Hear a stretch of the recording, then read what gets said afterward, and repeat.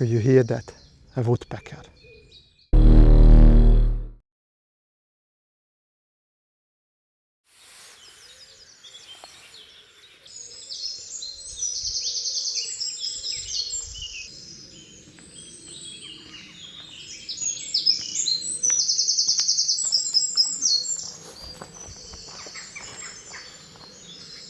Well, good morning.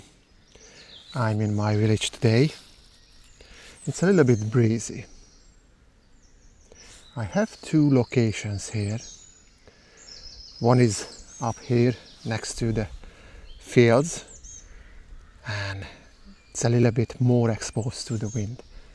So there's a slight breeze which makes the wild garlic move, and that's not really good for macro and close-ups. So I might go down to location 2, which is down at the stream and a little bit more sheltered from the wind. We'll see. Up here, the advantage is that there are tons of different options to photograph the wild garlic because it's so dense. But on the other hand, it's also a disadvantage because probably I want to single out flowers, and if the wild garlic is so dense, there's gonna be too much in the background. Should I include anything else in the background? Because there are also bluebells here, which can create a little bit interesting background. But I have to remind myself that the most important thing is to create minimalist style images. There are two problems I have to solve today. First, I have to find wild garlics which are somewhat solitary, like the ones here in front of me. The other problem that the flower of the wild garlic is a little bit bigger. So to create a somewhat blurry background and also keep the details on the flowers, I have to stop down a little bit further with my 135 f1.8 lens, which means to separate them from the background gonna be a little bit more difficult task. I think the wind is a little bit too strong up here, so I'm gonna walk down to check out on the area next to the stream. Let's do so.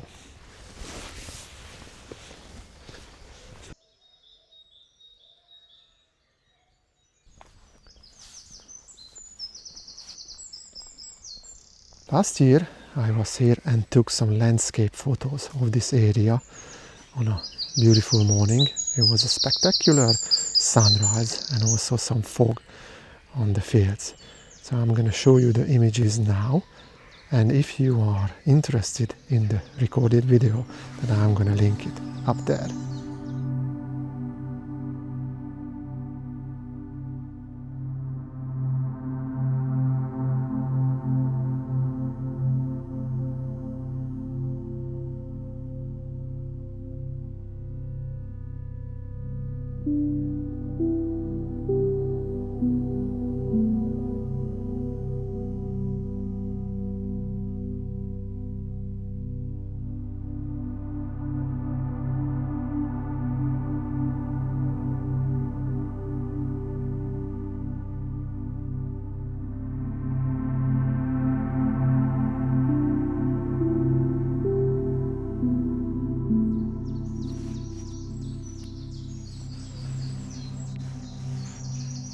This area next to the stream is better sheltered from wind and the sun, and the size of the flowers here are smaller than up there where it's exposed to the sun. So maybe this is gonna be better for me to take photos. I'm gonna walk down now to the stream and see what's down there. Could you hear that? A woodpecker. I have to be careful with my exposure The background here is green, which is darker than the flower of the white garlic, which is white.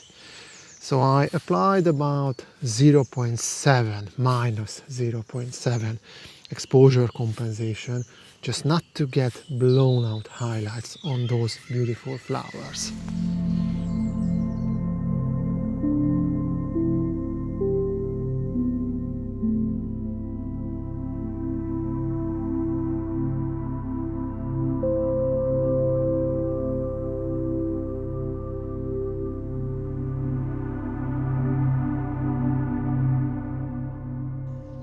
I prefer this area over the other one up there. Up there it's more abundant in flowers and it suits better for landscape style photos. But down here they're not that abundant and not that developed, so I can single out lone flowers and create minimalistic style macro and close-up photos of the white garlic. I took a couple of images and I think I like to see this area around sunset. So time to head back home and have some breakfast. See you in a sec. Okay, I have to admit I didn't return yesterday evening. I went home and I looked at the images and I immediately noticed where I made mistakes. There were two big problems. First, that I forgot to check the images after taking them. Unfortunately, there were many good compositions where the sharpness was not at the right place. Because the depth of field is very thin, it can happen and the autofocus finds the back of the flower instead of the front of the flower.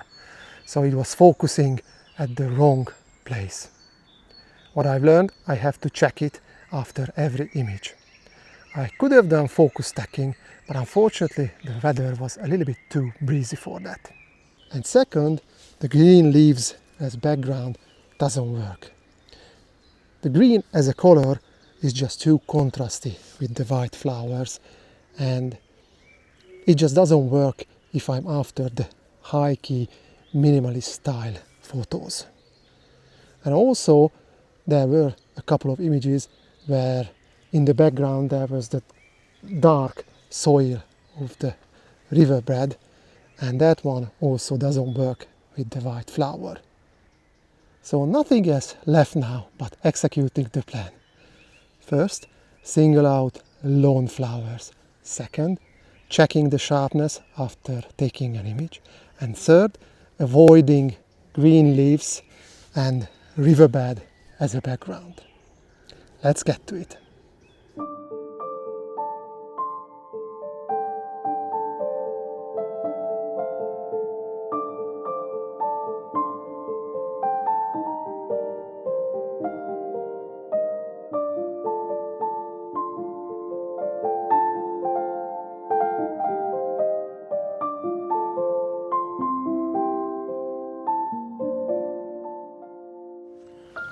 I'm going to go over there a little bit.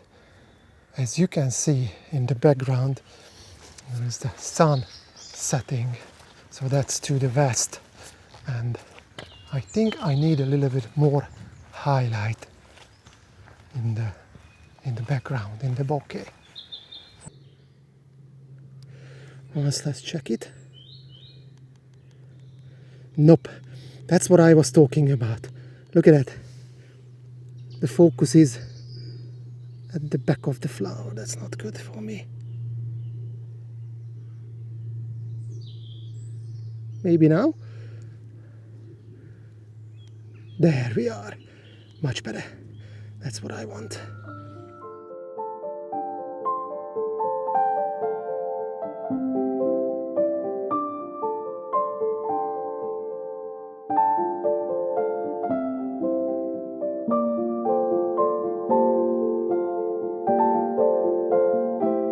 I'm going to retake this image as I realized I need a little bit positive exposure compensation. So I added +1 compensation, because a lot of white in the image, which makes it very hikey. And yeah.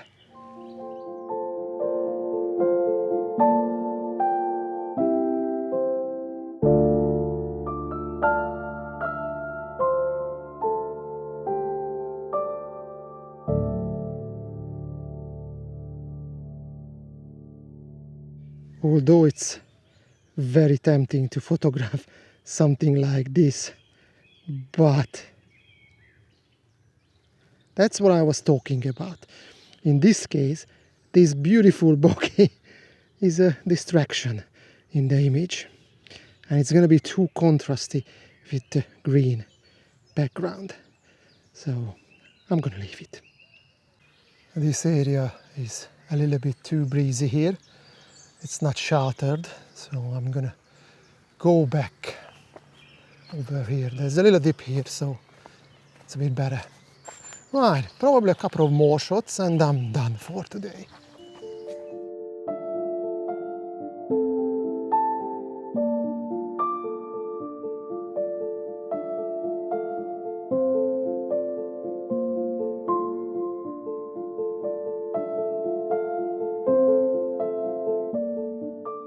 I hope you found some useful tips in today's video and enjoyed it just as much as I did. See you next time, and may the light be with you all.